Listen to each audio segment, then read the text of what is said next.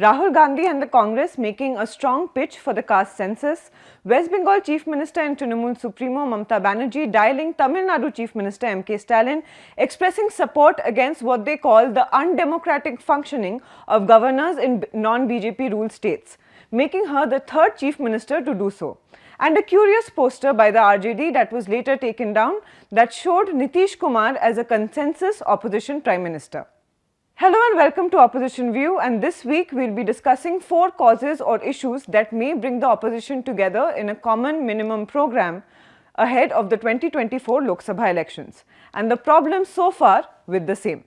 Now, what is often said about an allied opposition front in the country is that just a BJP opposing ideology is not enough.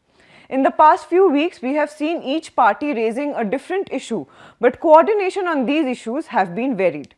Let's start with the first issue, the alleged undemocratic use of governors in non-BJP ruled states. Please see, sometimes the silence is the golden. Don't think that oppositions are not sitting together. Parliament time they sit together. That's why there is no existence. You don't think that.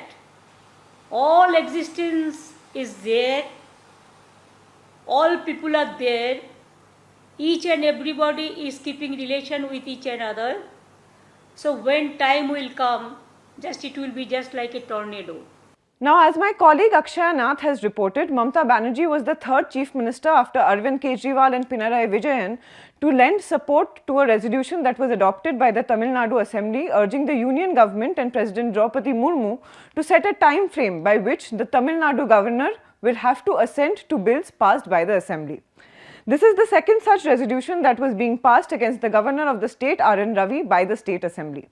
As per sources in the Trinamool Congress, after a temporary respite in the form of interim Governor La Ganesan, things are on an uneven footing between the party government and Jagdeep Dhankar's replacement C.V. Ananda Bose. This month, Bose started making surprise visits to state universities and also sought weekly reports from vice chancellors of these universities. Now, state universities were a constant flashpoint between the government and Governor Dhankar as well, and the redux has irked the Trinamool government. Leaders in the TMC, however, accept privately that Bose, who came into office promising a harmonious relationship between the government, is much easier to handle than Dhankar. But the recent deviations mean that an example needs to be set, which is why Mamata Banerjee's timing of her support to Stalin's resolution is crucial. What is important to note here is that no Congress CM has reached out to Stalin on this issue yet. Remember, the Congress is a junior partner in the government in Tamil Nadu. Other leaders like Bihar Chief Minister Nitish Kumar, who met Rahul Gandhi and Mallikarjun Kharge last week, have not spoken much on this either. Again, what is important is a February statement by Nitish Kumar where he let slip that Home Minister Amit Shah had called him to discuss Bihar's new governor. Now let's look at the second issue on which the opposition has come together from time to time, the misuse of central agencies like the CBI, ED and the Income Tax Department. Earlier this month, the Supreme Court rejected a joint plea by 14 opposition parties asking the court to issue guidelines of the use of agencies against opposition political parties. While these 14 parties came together for this petition, a similar move by Arvind Kejriwal was not as warmly accepted by opposition parties. The Congress and Nitish Kumar did not sign that letter. As per sources in the JDU, Nitish stayed away from the letter due to the relationship of the Congress with the AAP, which is why even when he met Kejriwal last week, it was only after meeting Kharge first, and thereafter Mallikarjun Kharge dialed Kejriwal. But even then, Congress leader Ajay Maken continued to speak against Kejriwal. As per Congress sources, Kharge will pick up the phone and speak to leaders of all opposition parties who were present at a meeting at his residence last month. Kejriwal, Uddhav Thackeray, Sharad Pawar are just a few examples. The third issue that the opposition can come together on is fiscal federalism. This is an issue that the Trinamool Congress has repeatedly raised, stating that the centre owes Bengal funds under various schemes. Tamil Nadu has also raised this issue. In fact, Mamata Banerjee's recent two-day dharna against the centre was on this issue. As per Trinamool sources, Mamata will work on this issue further and will be reaching out to opposition CMs on this as well. Again, the Congress chief ministers have not raised this issue as much in their states. The fourth issue that the opposition can unite on is, of course, the caste census, as we discussed in detail earlier this week. देश की जनता को पता लग जाए देश में OBC कितने हैं, दलित कितने हैं, आदिवासी कितने हैं, और अगर आप ये काम नहीं करेंगे तो ये ओबीसी पर अपमान है। आपने ओबीसी की बात की, देश को दिखा दीजिए देश में कितने ओबीसी हैं। As we had said in our report published this week, the Congress has had an unclear stance on the issue of the caste census in the past, and even though they have raised the pitch from time to time, it is not an issue they have sustained. As per political analyst Dr. Chandrachud Singh, who we spoke to for the story, the Congress is trying to bank on the caste census to dent the BJP's Hindu push. Singh says that in India, where state elections are largely held on caste lines, the BJP embalms the caste in Hinduism. Professor Singh says that if caste numbers are made public, then the Congress can tell the backward classes that in spite of the BJP's Hindu push, they have continued to stay marginalized. There is a problem here, however. The Congress claims that this demand is a part of what was adopted at the Udaipur Navsankalp Shivir and the Raipur plenary, and played down talks of it being an issue to align the opposition parties like Nitish Kumar's JDU, which is conducting a caste census in Bihar. This is what Congress leader Kanhaiya Kumar said when asked by ThePrint about the caste census being an issue that the opposition can come together on. नहीं, सिर्फ विपक्षी एकता की बात नहीं है, ये देश की एकता की बात है। हम तो चाहते हैं कि भाजपा भी इसमें हमारे साथ आए और एक प्रेस कॉन्फ्रेंस करके जो है भाजपा के प्रवक्ता बताएं कि वो देश के लोगों को गिनना चाहते हैं कि नहीं गिनना चाहते हैं। हम विपक्ष सिर्फ कोई यूनाइट नहीं करना चाहते हैं।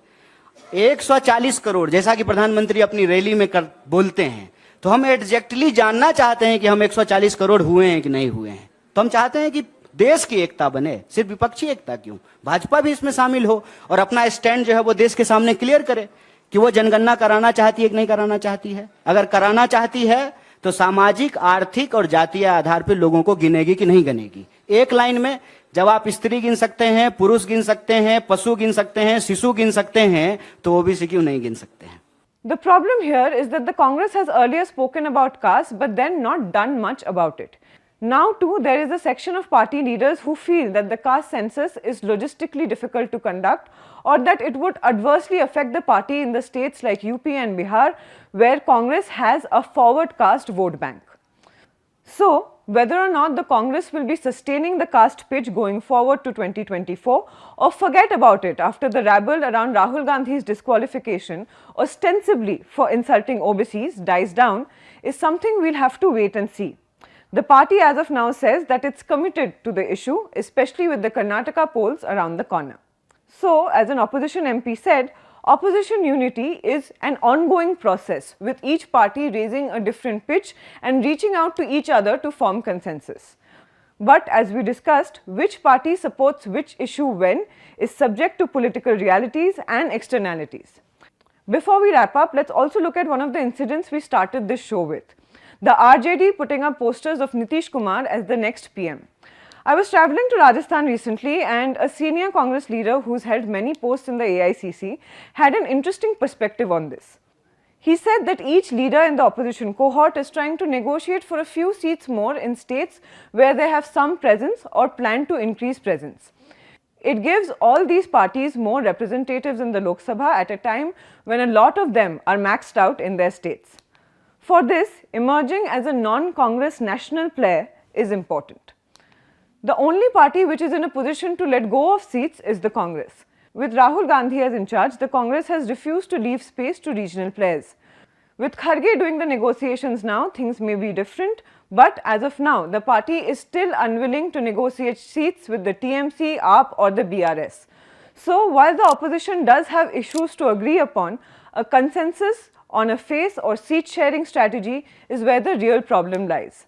Finally, the senior leader from Rajasthan said that the most likely scenario even now is a post-poll alliance, the chance of which, as we all know, may most likely not arise.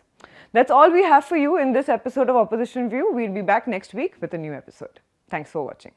At ThePrint, we believe in non-hyphenated journalism, high quality, fair and questioning journalism.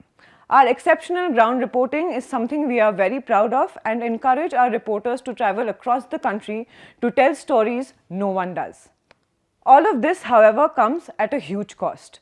To encourage us and support our work, I request you to please opt in for a paid subscription. You will be able to see the process on your screen and can follow the link in the description of this video to do so. We are also launching a host of exclusive benefits for you, like priority passes to our subscriber exclusive interactions, opportunity to get your article published on our Your Turn section, some specially curated newsletters, and so on. So please support our work and click on the link in the description below to subscribe.